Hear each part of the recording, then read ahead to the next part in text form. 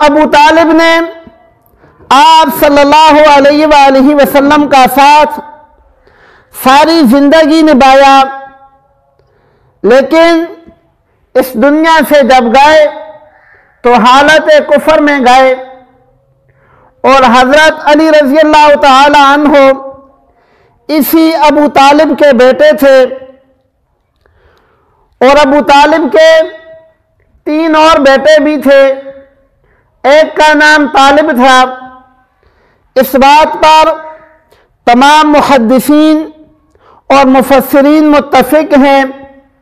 کہ طالب جو تھا یہ مسلمان نہیں ہوا تھا، غیر مسلم ہونے کی حالت میں، کفر کی حالت میں اس دنیا سے گیا تھا۔ ابو طالب کے دوسرے بیٹے عقیل تھے، یہ متفقن علیہ مسلمان تھے،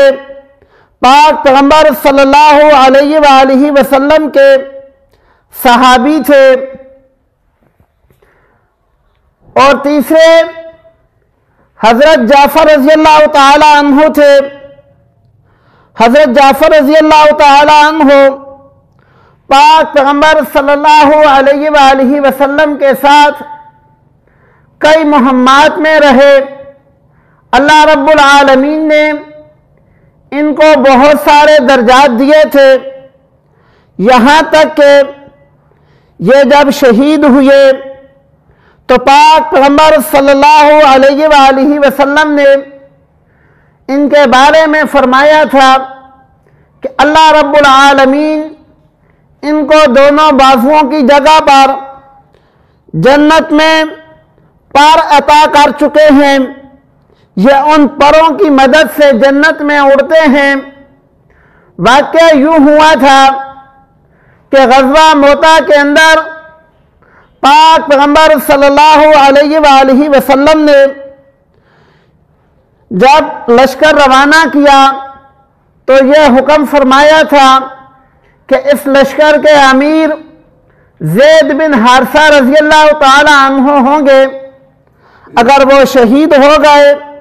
تو اس لشکر کے امیر جعفر طیار رضی اللہ تعالی عنہ ہوں گے، اور اگر وہ بھی شہید ہو گئے تو اس لشکر کے امیر عبداللہ بن رواحہ رضی اللہ تعالی عنہ ہوں گے، اور اگر وہ بھی شہید ہو گئے تو پھر مسلمان آپس کے اندر مشورہ کر کے اپنے لیے امیر منتخب کر لیں۔ تو اس غزوہ موتا کے اندر حضرت جعفر رضی اللہ تعالی عنہ کی شہادت اس حالت میں ہوئی کہ آپ کے دونوں بازو کٹ گئے تھے۔ جب دونوں بازو اللہ کی راہ میں دے دیے تو پاک پیغمبر صلی اللہ علیہ وآلہ وسلم نے صحابہ اکرام کو یہ بشارت سنائی کہ حضرت جعفر رضی اللہ تعالی عنہ اس دنیا سے جا چکے ہیں، مگر جنت کے اندر